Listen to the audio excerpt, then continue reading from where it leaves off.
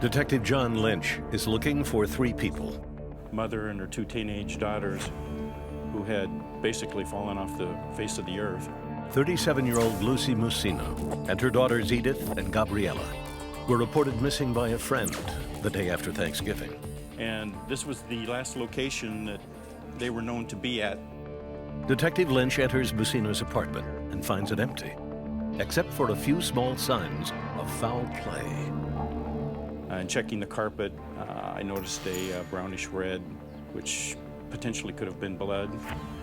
I then noticed around the baseboards, around the door, and the floorboard area, there were what appeared to be blood spatter marks. Detectives saw or noticed a very large red-brown stain. Steve Renteria is a criminalist with the LA County Crime Lab. In the closet, they showed me a stain that pretty much took up the whole area of the interior of the closet. Renteria runs chemical tests on the stain and determines it to be human blood. After that, the detectives pointed out a certain area in this second bedroom. In this area here was the second stain, about 4 inches in diameter. The second stain also tests positive for human blood. Renteria decides to coat the apartment with luminol. We started in this bedroom and we sprayed the entire carpet area. Obviously, the area where there was blood gave a positive result, but then we started noticing a trail or a path about 2 feet wide that came from that blood stain through the doorway, a continuous reaction all the way down the hallway, and it looped around all the way back into the closet where the larger stain was located. My gut feeling is somebody probably bled out and somebody either had died or was near death, but without doing any scientific experiments as far as how much blood volume it would have to take to see that pattern, we weren't really able to say that to the detective, but inside I knew something bad had really happened. We didn't really know if we had their true names. Detective Lynch's missing persons case is beginning to look more and more like homicide. A matter further complicated by the fact that Lucy Musino and her daughters are undocumented aliens. Again, no relatives on Luz's side at all. We found no one that was interested in these people besides their friends. Lynch's only lead is Lucy's live-in boyfriend, Estanislao Gonzalez. At the time of the disappearance, Gonzalez was seen packing up and moving out of the apartment by the building manager. She was real surprised by this because he had signed a year lease for this place, and less than a week later, he's moving out. So she asked him what was going on, and he said, well, we're not getting along, and she's going back to Mexico, and I'm leaving. Detectives are unable to locate Gonzalez. In 1994, forensic technology cannot identify the blood found in the closet. And so the investigation hangs in limbo. You have to prove that a crime has occurred, and we weren't able to show that from the blood that we had at the time and the technology at the time. We could only show that that was human blood. You know, we suspected who it belonged to, but you still have to prove it.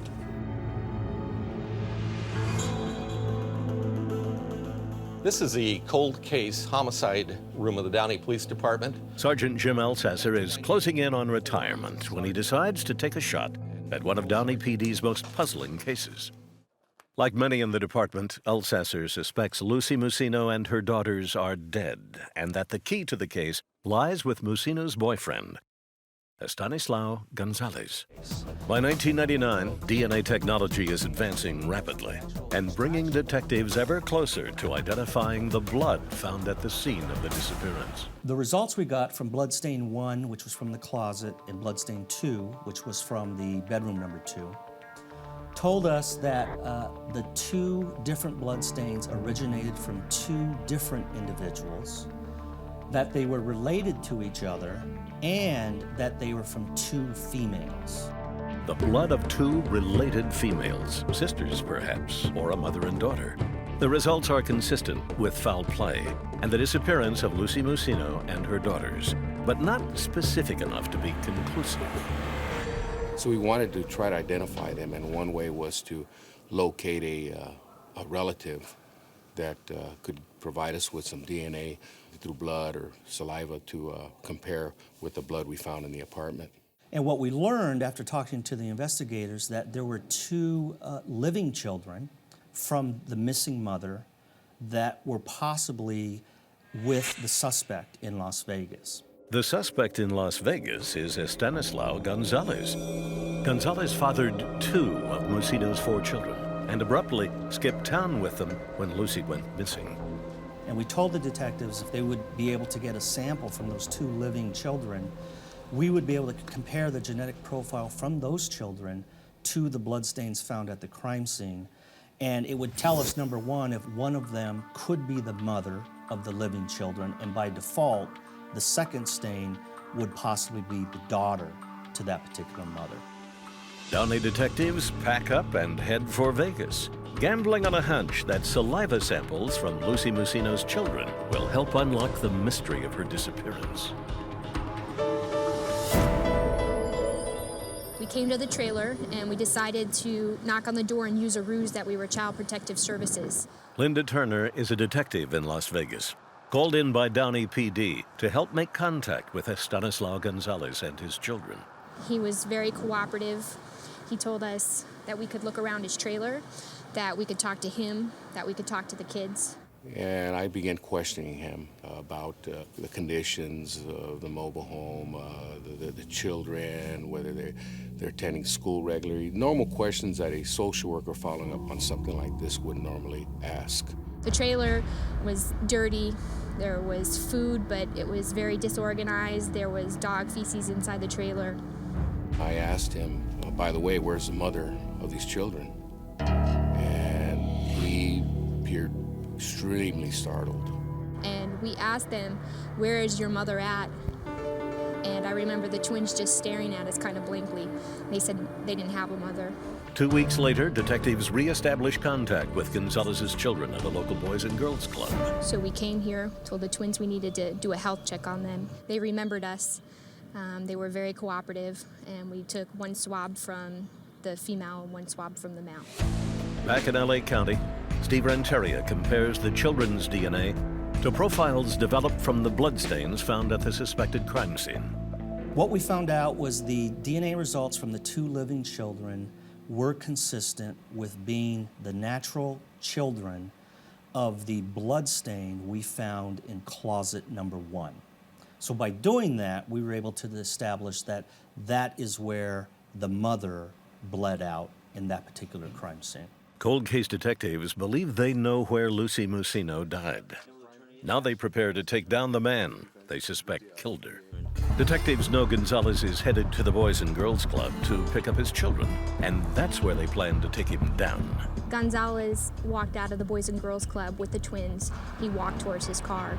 As soon as he got in the vicinity of his vehicle, we stopped him. When I first mentioned to him that I wanted to talk to him about the disappearance of Lucy Musino, his jaw dropped and everything came tumbling down on him. He was very startled. Detectives took him away across the parking lot to another vehicle, and my partner and I stayed with the twins as we already had a rapport with them. They were obviously upset seeing their dad being taken away. We stayed with them, comforted them. Are you accusing me that I killed him? Or? I'm accusing you of murder, Tony, and I want to know what happened. I laid some things out to make him believe that we had a whole bunch of evidence that would implicate him in these murders. And let me tell you something, you do a lot of things to a body. To burn it, dismember it, do all kinds of things to get rid of a body. But you know what? Tiny minute particles of DNA will still be around. Even if you bury it. We find stuff like that all the time, Tony. DNA. 3 little letters that appear to have a big impact on the suspect's demeanor. We can prove it now. Okay, now you can prove that I killed these people. Yeah. Mm-hmm. Did I did this with my own hands? Did I kill these people? Yes, you're involved in their murders. He stated, you think I killed them? You think I killed them? Well, he did that. He was motioning in a stabbing manner. Or did I personally kill them? You gonna answer, what's this? With a knife or whatever? Did you kill him with a knife? Okay. With a gun? We don't know. Huh? I don't know, I mean, you motioned like this, what does that mean? Okay, I'm sorry for this, okay? Why be Next sorry? time I'm gonna go like this, and then you go like this. How about that? You made the motion. Okay. Okay. Well, we are talking about people being murdered. People could be murdered all kinds of different ways. I didn't kill them. I was not present when they were killed. I didn't witness anything. Okay? I only witnessed my kid.